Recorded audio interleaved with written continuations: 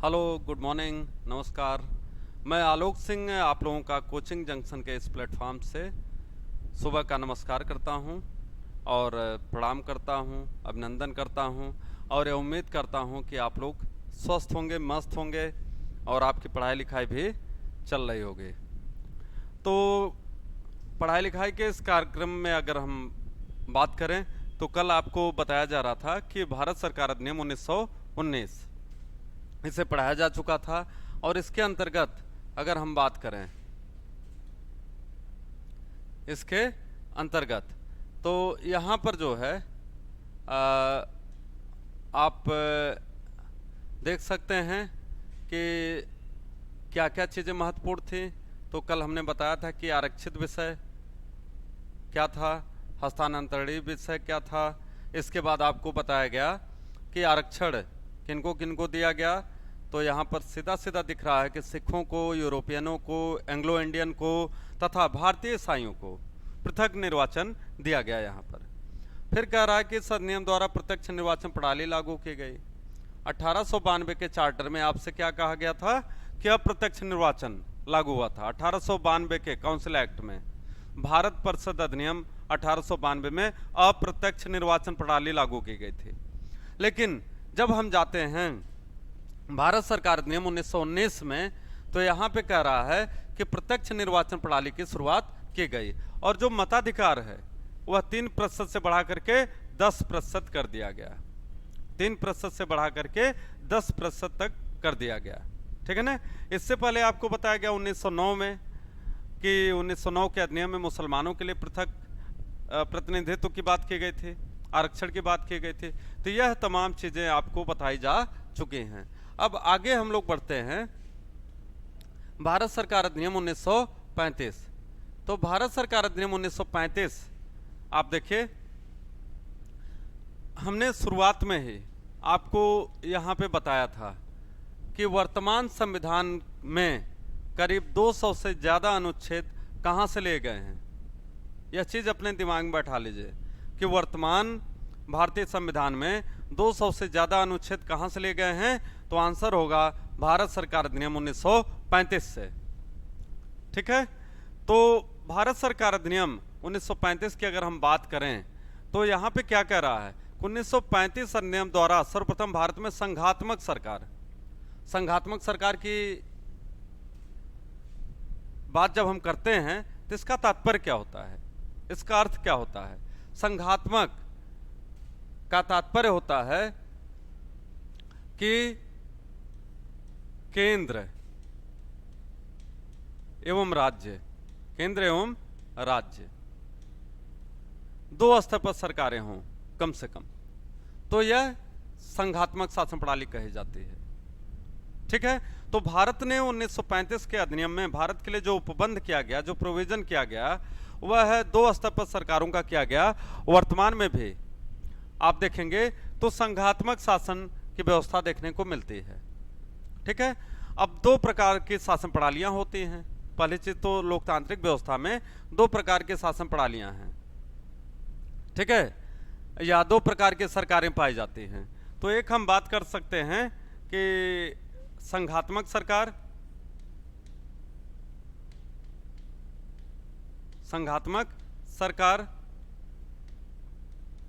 और दूसरा हम बात कर सकते हैं एकात्मक सरकार। तो संघात्मक सरकार या जिसे कहा जाता है फेडरल गवर्नमेंट की जब हम बात करते हैं, और इसे कहा जाता है यूनिटरी गवर्नमेंट। तो संघात्मक सरकार की कुछ शर्तें होती हैं। पहली शर्त क्या होती है कि रिटन कॉन्स्टिट्यूशन होगा, लिखित संविधान होगा, लिखित संविधान याद रखिएगा। ठीक है। दूसरी बात क्या होती है, दूसरी न्यायिक सर्वोच्चता, न्यायिक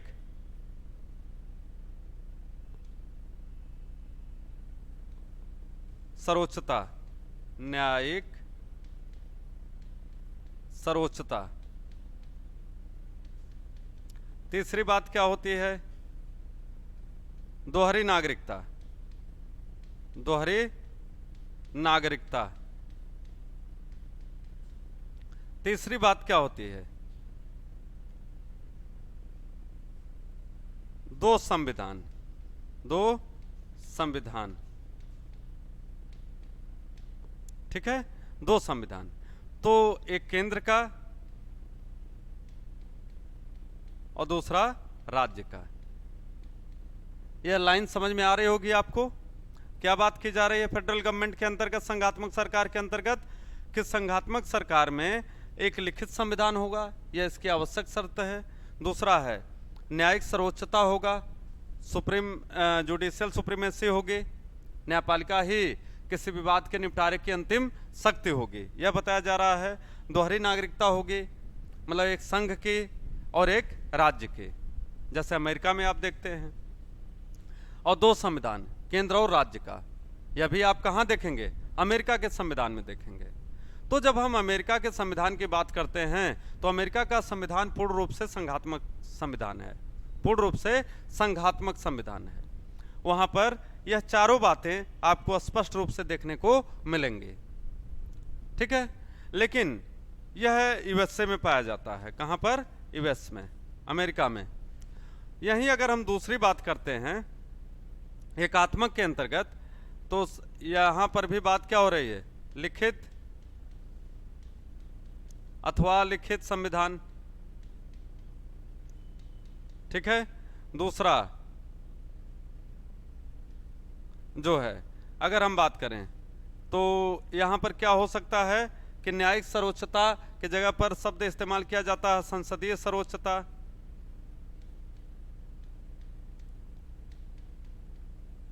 फिर बात क्या होती है? दोहरी नागरिकता। यहां पर लेकिन रहेगा तीसरे में इकहरी नागरिकता, इकहरी नागरिकता, ठीक। और चौथा होगा एक संविधान। मतलब एकात्मक शासन प्रणाली में लिखित अथवा अलिखित कोई भी संविधान हो सकता है। यहां पर एग्जाम्पल पहले समझ लीजिए तो आपको डाउट नहीं होगा। इंग्लैंड, इंग्लैंड, इंग्लैंड एक ऐसा देश है जहां पर संविधान लिखित नहीं है, लिखित नहीं है, अलिखित संविधान है वहां पर, ठीक है ना। साथ ही साथ कह रहा है संसदीय सर्वोच्चता। संसदीय शासन प्रणाली में सर्वोच्च कौन होती है? संप्रभु कौन होती है? संसद, ठीक है। तो यह कंसेप्ट वहां पर है। तीसरी बात है कि नागरिकता जो है, जैसे अमेरिका में दो नागरिकता होती है, एक केंद्र की एक राज्य की। तो संघ की जो नागरिकता होती है या केंद्र की जो नागरिकता होती है, इसका तात्पर्य सीधा सीधा यह होता है कि हम संघ के नागरिक तो हैं लेकिन हम सभी राज्यों के नागरिक नहीं हो सकते हैं। जैसे अमेरिका में अगर कोई बात करे तो जो न्यूयॉर्क का नागरिक है वह अमेरिका का तो नागरिक है, लेकिन यह नहीं कहा जा सकता कि जो न्यूयॉर्क का नागरिक है वह नेवादा, नेवादा वहां पर एक राज्य है, नेवादा का भी नागरिक है। तो कहने का मतलब है कि राज्य की नागरिकता का तात्पर्य है कि आप किसी एक राज्य के नागरिक हैं और अमेरिका के किसी भी एक राज्य के नागरिक हैं तो आप संघ के नागरिक स्वभावतः हो जाते हैं, ठीक है। किंतु भारत में अगर हम देखते हैं, इंग्लैंड में अगर हम देखते हैं तो यहां पर नागरिकता एकल है, इकहरी नागरिकता है। मतलब कि हम भारत के नागरिक हैं तो हम पूरे भारत के किसी भी राज्य के नागरिक हैं। कोई भी राज्य जो है हमें रोक नहीं सकता है वहां पर बसने से, जानने से, घूमने टहलने से, किसी भी रूप में रोक नहीं सकता है। फिर संविधान की बात हो रही है तो अमेरिका में दो संविधान है, एक केंद्र का और एक राज्य का। राज्य अपने संविधान के अनुसार कार्य करता है, वहां राज्य सूची के विषय शामिल होते हैं, उस पर राज्य की विधायिका जो है कानून बनाती है। और अगर हम यही बात जो है संघ की करें तो संघ जो है संघ सूची में वर्णित विषयों पर कानून बनाने का अधिकार रखता है। तो बहुत इंटरेस्टिंग पॉइंट है, ध्यान से देखिएगा, बहुत इंटरेस्टिंग पॉइंट है यहां पर। इसलिए क्या कहा जा रहा है कि वहां पर एक संघात्मक सरकार की स्थापना का कंसेप्ट भारत सरकार अधिनियम 1935 के अंतर्गत किया गया कि भारत क्या होगा? एक संघ होगा, ठीक है। तो इस वाली कैटेगरी में भारत जा रहा है। लेकिन जब आगे आपको संविधान बताया जाएगा तो भारत को क्या कहा जाता है? अर्ध संघात्मक, भारत को क्या कहा जाता है? अर्ध संघात्मक, क्योंकि भारत पूर्ण रूप से संघ नहीं है। तो केसी हुएर एक विद्वान थे, इंग्लैंड के संविधान विशेषज्ञ, उन्होंने भारतीय संविधान पर टिप्पणी करते हुए उस पर एक कमेंट करते हुए क्या कहा था कि Indian constitution is a quasi federal constitution, the constitution of India is quasi federal, quasi QUASI, quasi का मतलब होता है अर्ध, तो कहता है अर्ध संघात्मक है, ठीक है ना, यह पूर्ण रूप से संघ नहीं है। यहाँ लिखित संविधान तो है, न्यायिक सर्वोच्चता है, यह दो बातें हैं संघ की जो संघ होने के लिए जरूरी है, लेकिन दोहरी नागरिकता भारत में नहीं है, दो संविधान यह भारत में नहीं है, ठीक है। इसलिए देखिए दो कंपोनेंट बता रहा है कि भारत संघ है, लेकिन दो कंपोनेंट ऐसे हैं, दो तत्व ऐसे हैं जो यह बता रहे हैं कि भारत संघ नहीं है। तो अब आपको क्लियर हो गया होगा कि यहां संघात्मक सरकार का तात्पर्य क्या हुआ, ठीक है।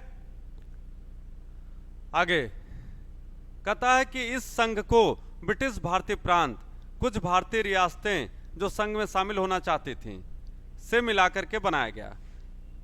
तो ऐसे प्रांतों को मिलाकर के बनाया गया जो ब्रिटिश भारत के अधीन थे, जहां पर ब्रिटेन का साम्राज्य था।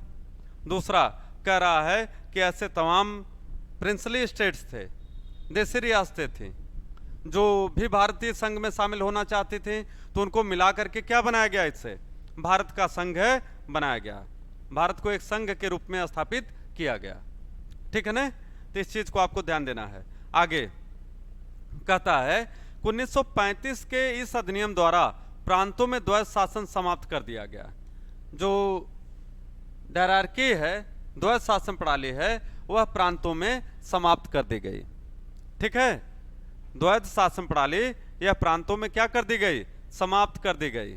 तो आपने देखा कि 1784 में द्वैध शासन प्रणाली शुरू हुई थी, फिर 1858 में इसे समाप्त कर दिया गया, ठीक है।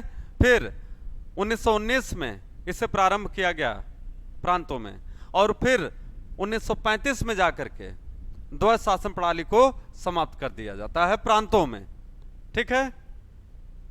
केंद्र में द्वैध शासन लागू किया गया, प्रांतों में द्वैध शासन समाप्त कर दिया गया, यह लाइन याद रखिएगा, लेकिन केंद्र में द्वैध शासन लागू किया गया। तो यह बहुत महत्वपूर्ण पॉइंट है कि किस अधिनियम के द्वारा प्रांतों में द्वैध शासन प्रणाली समाप्त किया गया। तो आपका आंसर क्या होगा, भारत सरकार अधिनियम 1935 के द्वारा प्रांतों में द्वैध शासन प्रणाली समाप्त कर दी गई, ठीक है दोस्तों। तो आप समझते रहिए इस बात को, और साथ ही साथ कह रहा है कि भारत सरकार अधिनियम 1935 के द्वारा ही केंद्र में द्वैध शासन प्रणाली का प्रारंभ किया गया, ठीक है। तो यह चीज आपके लिए बड़ी महत्वपूर्ण है, बहुत महत्वपूर्ण है। और ध्यान दीजिएगा, मैं बार बार कह रहा हूं कि वर्तमान में जो भारतीय संविधान आप देख रहे हैं उसका आधार क्या है, उसका आधार है, सबसे करेक्ट आंसर यही होता है, विभिन्न ऑप्शंस में जो आपके सामने विकल्प होते हैं उनमें सबसे महत्वपूर्ण विकल्प यही होता है, भारत सरकार अधिनियम 1935 वर्तमान भारतीय संविधान का आधार है, ठीक है।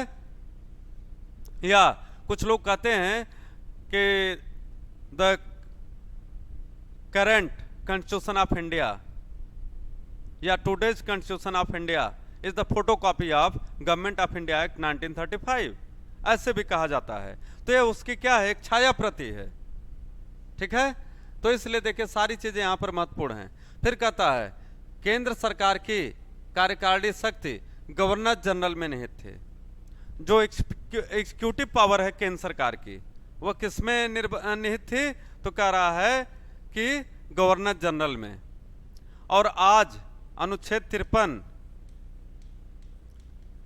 भी क्या कहता है, भारतीय संविधान का अनुच्छेद 53 कहता है कि संघ की कार्यपालिका शक्ति राष्ट्रपति में निहित होगी, संघ की कार्यपालिका शक्ति राष्ट्रपति में निहित होगी। यह लाइन इस बात की तरफ इशारा कर रही है कि जो यहां पर कहा जा रहा है भारत सरकार अधिनियम 1935 में कि केंद्र सरकार की कार्यकारिणी शक्ति एग्जीक्यूटिव पावर जो है वह गवर्नर जनरल में निहित होगी, यही चीज इसी रूप में गवर्नर जनरल को राष्ट्रपति के रूप में आप मान लीजिए, क्योंकि जो उस समय गवर्नर जनरल होता था वही वर्तमान में क्या है, राष्ट्रपति।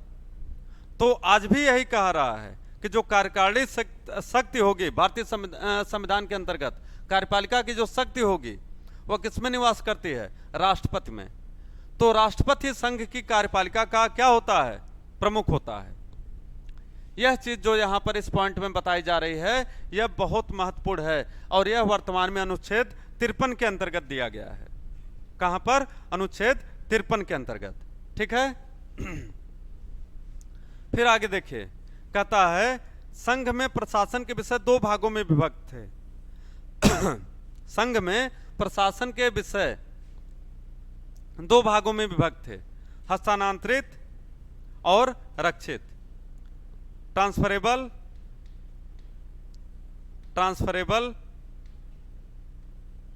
और इसको कहा जा रहा रक्षित को रिजर्व्ड, ठीक है। तो कह रहा है कि संघ में प्रशासन के विषय दो भागों में विभक्त थे। तो आगे देखिए, यहां पर बता रहा है आपको कि रक्षित विषय क्या है। तो रक्षित विषय के अंतर्गत, रिजर्व्ड सब्जेक्ट के अंतर्गत क्या क्या आते हैं, विदेशी मामले, धार्मिक विषय और जनजातीय क्षेत्र, फॉरेन अफेयर्स, रिलीजियस अफेयर्स, इसके बाद ट्राइबल मैटर्स, ट्राइबल अफेयर्स। यह तीनों जो है कहां पर आते हैं, तो कह रहा है कि यह रक्षित विषय के अंतर्गत आते हैं, ठीक है। और इसके अलावा जो अन्य विषय बचते हैं वह कहां पर आते हैं, तो वह कह रहा है कि हस्तांतरित अथवा ट्रांसफरेबल हैं, ठीक है ना, ट्रांसफरेबल हैं, हस्तांतरणीय हैं। तो यह दोनों बातें एकदम क्लियर हो गई कि रक्षित विषय के अंतर्गत क्या आता है, तो कहता है कि डिफेंस, क्या आता है, defence, foreign affairs, religious affairs, tribals affairs, ठीक है। यह सारे मामले किसमें आते हैं, रक्षित विषय के अंतर्गत। और दूसरा कह रहा है कि बाकी जो मैटर्स हैं यह कहां पर आ रहे हैं, तो बता रहा है ट्रांसफरेबल सब्जेक्ट्स में, ठीक है ना, हस्तांतरित ग्रुप में। फिर इसके बाद आगे बताया जा रहा है कि 1935 के अधिनियम द्वारा प्रांतों को स्वायत्तता प्रदान की गई, provincial autonomy was provided to the state. क्या बात की जा रही है, provincial autonomy was given to the states, ठीक है। कहने का मतलब है कि प्रांतों का जो प्रशासन होगा उसमें केंद्र न्यूनतम हस्तक्षेप करेगा। प्रांतों का जो एडमिनिस्ट्रेशन होगा, जो प्रशासन होगा, जो शासन प्रणाली होगी, उसमें केंद्र जो है कम से कम हस्तक्षेप करेगा। यह बात यहाँ पर इस पॉइंट के माध्यम से आपको स्पष्ट की जा रही है कि 1935 के अधिनियम के द्वारा प्रांतों को स्वायत्तता प्रदान की गई। क्लियर है। तो यह बहुत महत्वपूर्ण है, प्रोविंशियल ऑटोनॉमी। यह बार बार पूछा जाता है, बार बार बता रहा हूं। और इसको आपको कहां पर आंसर आपका रहेगा, भारत सरकार अधिनियम 1935 के अंतर्गत, ठीक है। तो मुझे उम्मीद है कि आप समझ पा रहे होंगे इन सारी चीजों को। और कभी भी कोई डाउट होगा तो आपके लिए मैं कहा कि आगे एक सेशन चलेगा जिसमें डाउट सेशन हम कर सकते हैं। उसमें जो भी क्वेरीज होंगी, आपके जो भी प्रश्न होंगे, जो भी क्वेश्चंस होंगे, उनका समाधान किया जाएगा, ठीक है। आगे देखते हैं। तो कह रहा है कि गवर्नर जनरल के सभी कार्य मंत्रिपरिषद की सलाह से होते थे, जिनके लिए वह विधानसभा के प्रति उत्तरदायी था। बहुत इंपॉर्टेंट लाइन है, यह आज भी भारतीय संविधान में देखने को मिलेगा। यह बहुत महत्वपूर्ण लाइन है, मैंने कहा यह आज भी भारतीय संविधान में देखने को मिलेगा। कह रहा है कि गवर्नर जनरल के सभी कार्य मंत्रिपरिषद की सलाह से होते हैं, जिनके लिए वह विधानसभा के प्रति उत्तरदायी होगा। तो आज के संविधान में अगर हम बात करें तो भारत सरकार के लिए आज भी अगर यह बात हम बताएं तो भारत का संविधान कहता है, अनुच्छेद 74 आर्टिकल 74 4। तो कहता है कि भारत में राष्ट्रपति को सलाह देने हेतु, राष्ट्रपति को सलाह देने हेतु एक मंत्रिपरिषद होगी। ठीक है, सेम लाइन देखिए आज के संविधान में आपको दिख रहा है।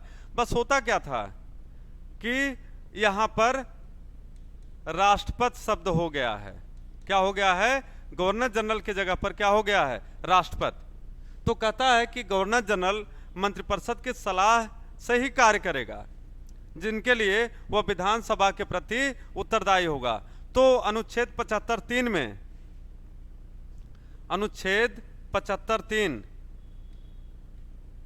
आर्टिकल 75(3) में यही बात की गई है कि मंत्रिपरिषद का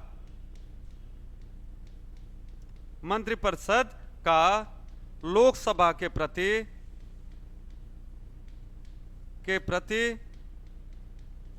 सामूहिक उत्तरदायित्व। ठीक है, यह लाइन यहां पर सीधे सीधे स्पष्ट की गई है कि मंत्रिपरिषद का लोकसभा के प्रति सामूहिक उत्तरदायित्व। जो चीज यहां पर बता रही है, क्या कह रहा है कि वह विधानसभा के प्रति उत्तरदायी होगा। तो उस समय विधानसभा का तात्पर्य क्या है? लोकसभा से, जिससे उस समय विधानसभा कहा जाता था, उसी का नाम आज क्या है? लोकसभा। तो उस समय कह रहा है कि जो मंत्रिपरिषद होगी वह किसके प्रति उत्तरदायी होगी? वह कह रहा है कि विधानसभा के प्रति उत्तरदायी होगी। Council of minister shall be responsible to the legislative assembly. यह लाइन यहां पर बताया जा रहा है। The same thing is repeated here in article 75(3) of the Indian constitution which claims that there shall be a collective responsibility of council of minister towards Lok Sabha. ठीक है, मंत्रिपरिषद लोकसभा के प्रति सामूहिक रूप से उत्तरदायी होगी। और इसका प्रोविजन कहां पर किया जा रहा है? तो कह रहा है कि आर्टिकल 75(3) के अंतर्गत यह बात स्पष्ट कर दी गई है। ठीक है, तो इस चीज को आप लोग समझिए कि जो चीज वहां पर भारत सरकार अधिनियम 1935 में दी गई है, उसी चीज को नए ढंग से, बस नया ढंग क्या हो गया कि गवर्नर जनरल के जगह पर राष्ट्रपति शब्द प्रयोग होगा। और साथ ही साथ जो विधानसभा वहां पर बात हो रही है वह है आज की लोकसभा। ठीक है, आगे कह रहा है कि केंद्रीय विधानमंडल में 2 सदन थे। केंद्रीय विधानमंडल में 2 सदन थे, विधानसभा तथा राज्य परिषद। विधानसभा तथा राज्य परिषद। तो जो यह विधानसभा थी उसे हमने कहा ना कि लोकसभा कहा जाता था, और जो राज्य परिषद थी उसे आज के समय क्या कहा जाता है? Council of states. Council of states, जिसे राज्यसभा के रूप में हम जानते हैं। उसी राज्यसभा को उस समय क्या कहा जाता था? राज्य परिषद। राज्य परिषद, काउंसिल ऑफ स्टेट। आगे फिर कह रहा है कि विधानसभा में 375 सदस्य थे। मतलब कि जो लोकसभा की संख्या थी उस समय अगर हम बात करें, उसी को विधानसभा कह रहा है। तो टोटल सांसद कितने होते थे? मेंबर कितने होते थे? 375। तो ये 375 मेंबर कहां कहां से होते थे? तो यही बताया जा रहा है कि 250 सदस्य ब्रिटिश भारतीय प्रांतों के होते थे, अर्थात उन प्रांत के होते थे जो ब्रिटिश भारत के अधीन था, जो अंग्रेजों के अधीन था। ब्रिटिश सरकार के अधीन था भारत का वह हिस्सा जो अंग्रेजों के अधीन था, ब्रिटिश सरकार के अधीन था। उसमें से 250 सदस्य जो है वह निर्वाचित होते थे, तथा 125 सदस्य कहां से आते थे? प्रिंसली स्टेट्स से, रजवाड़ों से। ठीक है, तो जो हमारे रजवाड़े थे, प्रिंसली स्टेट थे, उनको 125 सीट दी गई राज्यों से। मतलब राज्यसभा में जैसे आप देखिए ना कि राज्यसभा की सीट इस समय कितनी है, तो कहता अधिकतम संख्या निर्धारित की गई 250, 268 38 जो है elected, 238 are elected and 12 nominated by the president of India. ठीक है, तो यही चीज उस समय क्या की जा रही है कि 250 सदस्य जो है वह ब्रिटिश भारत से निर्वाचित होते थे, मतलब उस भारत से निर्वाचित होते थे जो ब्रिटिश सरकार के अधीन था, और 125 सदस्य जो है यह भारतीय रियासतों से जो है प्रिंसली स्टेट से उनका इलेक्शन किया जाता था। ठीक है ना, तो यह चीज आपको ध्यान देनी है, बहुत इंपॉर्टेंट पार्ट चल रहा है इस संविधान का। ठीक है ना, जो संवैधानिक विकास आप पढ़ रहे हैं भारत का, उसका बहुत महत्वपूर्ण पार्ट यह है। आगे चलिए, इसके अंतर्गत आगे कह रहा है कि विधानसभा का कार्यकाल 5 वर्ष का होता था। कितना? 5 वर्ष। आज भी लोकसभा का कार्यकाल कितना है? 5 वर्ष। आज भी लोकसभा का कार्यकाल कितना है? 5 वर्ष। तथा गवर्नर जनरल को विघटित करने की शक्ति प्राप्त होती थी। गवर्नर जनरल को विधानसभा को विघटित करने की शक्ति प्राप्त थी। इसका तात्पर्य यह था कि जो उस समय गवर्नर जनरल था वह किसी विशेष परिस्थिति में विधानसभा का विघटन कर सकता था। ठीक है ना, तो यह चीज यहां पर स्पष्ट रूप से दी गई है।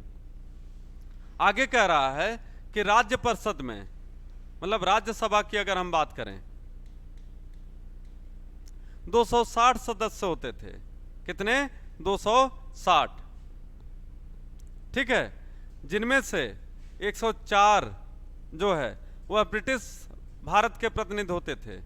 104 ब्रिटिश भारत के प्रतिनिधि होते थे, और फिर 104 जो है भारतीय रियासतों के प्रतिनिधि होते थे। यहां पर संख्या थोड़ा करेक्ट कर लीजिएगा आप लोग। ठीक है, तो इसमें से क्या होता था कि जो अधिकतम सदस्य होते थे वह कहां से आते थे? 260। ठीक है, तो इनमें से कितने ब्रिटिश भारत के आए और कितने जो है भारतीय रियासतों के होते थे, इस चीज को आपको ध्यान देना है। फिर कह रहा है कि राज्य परिषद एक अस्थायी संस्था थी। राज्य परिषद एक अस्थायी संस्था थी जिसके 1/3 सदस्य प्रति दूसरे वर्ष अवकाश ग्रहण कर लेते थे। तो आज भी हमने बताया आपको कि जो राज्यसभा है, राज्यसभा को कहा जाता है कि परमानेंट सदन है, अस्थायी सदन है, अस्थायी सदन है, और इसके 1/3 सदस्य 1/3 मेंबर जो हैं इसके प्रत्येक दूसरे वर्ष सेवानिवृत्त होते हैं। ठीक है ना, प्रत्येक दूसरे वर्ष क्या होते हैं? सेवानिवृत्त होते हैं। ठीक है, तो इस चीज को आपको ध्यान देना है। यह आज भी राज्यसभा के लिए देखिए तो क्या कहा जाता है, इसका कार्यकाल 6 वर्ष का होता है, वर्तमान जो राज्यसभा है, और प्रत्येक सदस्य जो है वह 6 वर्ष का कार्यकाल पूरा करता है, किंतु प्रत्येक दूसरे वर्ष 1/3 सदस्य जो है सेवानिवृत्त होते रहते हैं, उनके जगह पर चुनाव होता रहता है। ठीक है, आगे, किसी विधेयक पर गतिरोध की दशा में गवर्नर जनरल संयुक्त अधिवेशन बुला सकता था। तो आज भी देखिए अनुच्छेद 108 के अंतर्गत, अनुच्छेद 108 के अंतर्गत, 108 के अंतर्गत ज्वाइंट सेशन की बात हो रही है। किसकी? Joint session. ठीक है, तो आज भी किसी विधेयक पर जब कभी गतिरोध उत्पन्न हो जाता है तब भारत के राष्ट्रपति को अनुच्छेद 108 के अंतर्गत यह अधिकार प्राप्त है कि वह दोनों सदनों की संयुक्त बैठक बुला सकता है। If there is any kind of restrictions, any kind of suspicion regarding any bill, then the President of India under Article 108 is authorized to call upon the joint session of both the houses of Parliament. ठीक है, तो यह चीज यहां पर दी गई है, तो इसको ध्यान से देखते जाइएगा। फिर आगे कह रहा है कि गवर्नर को 3 प्रकार की शक्तियां प्राप्त थीं। कितने प्रकार की? 3 प्रकार की विवेकीय शक्तियां। ठीक है, स्वतः संज्ञान लेते हुए, अपने विवेक के अनुरूप कार्य करते हुए। एक शक्ति उसे प्राप्त थी जिसे क्या कहा जाता है, विवेकीय शक्तियां। दूसरा क्या कह रहा है कि विशिष्ट उत्तरदायित्व की शक्तियां, जो स्पेशल रिस्पॉन्सिबिलिटी होती हैं, जो स्पेशल रिस्पॉन्सिबिलिटी होती हैं, उनके विषय में शक्ति जो है यह है, उसको प्राप्त है। तीसरा, मंत्रिमंडल की सलाह से प्रयुक्त शक्तियां, जो काउंसिल ऑफ मिनिस्टर होंगे उनके सलाह से किन शक्तियों का वह प्रयोग करेगा, यह भी बात यहाँ पर दी गई है। ठीक है, तो इस चीज को भी ध्यान से देखते जाइएगा। आगे क्या कह रहा है कि प्रांतीय सूची में समाविष्ट सभी विषयों पर, प्रांतीय सूची में समाविष्ट सभी विषयों पर प्रांतीय विधानमंडल को विधि बनाने की अत्यधिक शक्ति थी। तो राज्य सूची, जो आज कहा जा रहा है कि राज्य सूची पर विधि बनाने का अधिकार किसे होगा, राज्य सूची पर विधि बनाने का अधिकार, विधि बनाने का अधिकार किसे प्राप्त होगा, तो कहता है कि राज्य के विधानमंडल को, राज्य के विधानमंडल को। आज भी यह चीज है, आज भी 3 सूचियां हैं, संघ सूची, राज्य सूची और समवर्ती सूची। तो संघ सूची पे कौन संविधान का निर्माण करता है, कौन संशोधन कर सकता है, कौन विधि बना सकता है, तो कहता है केंद्रीय संसद, जो हमारी संसद है। राज्य सूची पर राज्य की विधानसभा, विधानमंडल जो वहां का होता है, और समवर्ती सूची पर दोनों को अधिकार प्राप्त है। ठीक है, यही चीज यहां पर बताई जा रही है। ठीक है, तो कह रहा है कि वे, मतलब जो प्रांतीय सूची में विषय शामिल हैं, जो प्रांतीय विधानमंडल है, तो प्रांतीय विधानमंडल को समवर्ती विषयों पर भी विधि बना सकने का अधिकार था, विधि बनाने का अधिकार प्रदान किया गया था। यह भी आपको याद रखना है। आगे क्या कह रहा है, किसी ऐसे विधेयक पर जिसको गवर्नर की अनुमति प्राप्त थी, सम्राट उसको अस्वीकृत कर सकता था। तो ऐसी संभावना रहती थी कि अगर किसी विधेयक पर, जिस पर कि प्रांतीय विधानसभा परमिशन दी हो, आदेशित की हो, किंतु क्राउन को, ब्रिटिश क्राउन को यह अधिकार प्राप्त था कि वह उसको रोक सकता था, वह उसे रोक सकता था। तो यह अधिकार जो है भारत सरकार अधिनियम 1935 के अंतर्गत आप देखेंगे, यह सीधा सीधा यहां पर वर्णित किया गया है। ठीक है, आगे थोड़ा देखिए, इसके अंतर्गत क्या किया जा रहा है। कहता है कि इस अधिनियम के द्वारा, भारत सरकार अधिनियम के द्वारा विषयों को 3 श्रेणियों में बांटा गया है, विषयों को 3 श्रेणियों में बांटा गया है। कौन कौन सी? पहला, संघ सूची, यूनियन लिस्ट, यूनियन लिस्ट। प्रांतीय सूची, स्टेट लिस्ट।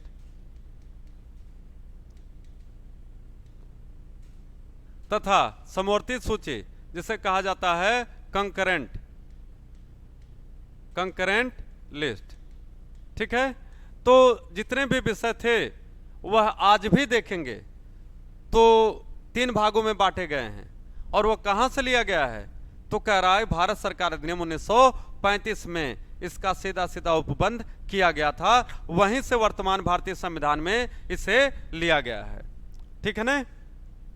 फिर कह रहा है कि संघ सूची में कितने विषय थे, तो कह रहा है कि 59।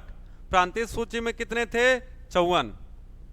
यह दोनों याद रखिएगा, संघ सूची में 59 विषय, प्रांतीय सूची में 54 विषय, यह दिया गया था। आगे थोड़ा सा देखते हैं, कहता है कि 1935 के अधिनियम के द्वारा एक संघीय न्यायालय, फेडरल कोर्ट, फेडरल कोर्ट, इसी फेडरल कोर्ट को वर्तमान में क्या कहा जाता है, सुप्रीम कोर्ट, सुप्रीम कोर्ट कहा जाता है। एक संघीय न्यायालय की स्थापना की गई।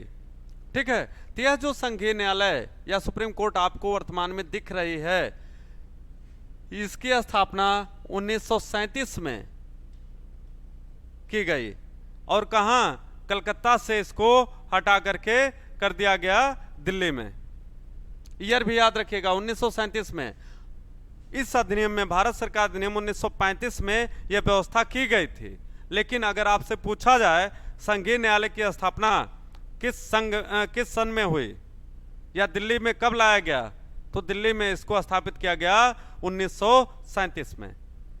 क्यों? क्योंकि दोस्तों यहां देखिए, 1935 में अधिनियम लाया गया, लागू किया गया, लेकिन हम बिल्डिंग उठा करके तो दिल्ली में स्थापित कर नहीं सकते थे।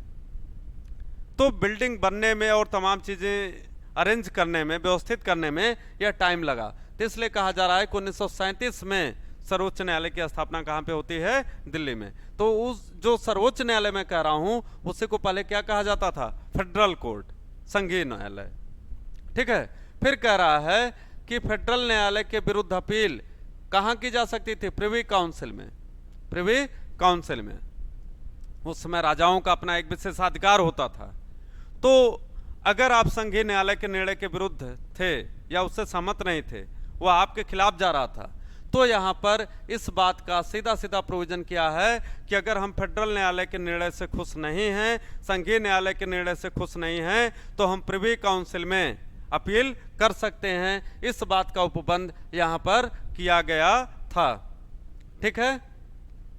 अब संघीय न्यायालय को 3 प्रकार की अधिकारिता प्राप्त थी। संघीय न्यायालय को अगर हम बात करें तो कितने प्रकार की अधिकारिता प्राप्त थी? 3 प्रकार की। कौन कौन से?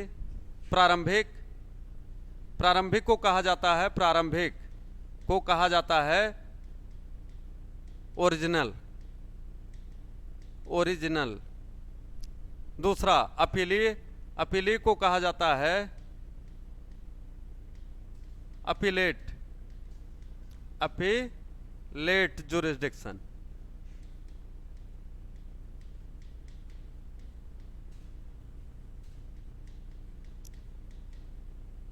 ठीक है ना? Appellate jurisdiction. इसके बाद परामर्शदात्री को बोला जाता है एडवाइजरी, एडवाइजरी। ठीक है ना?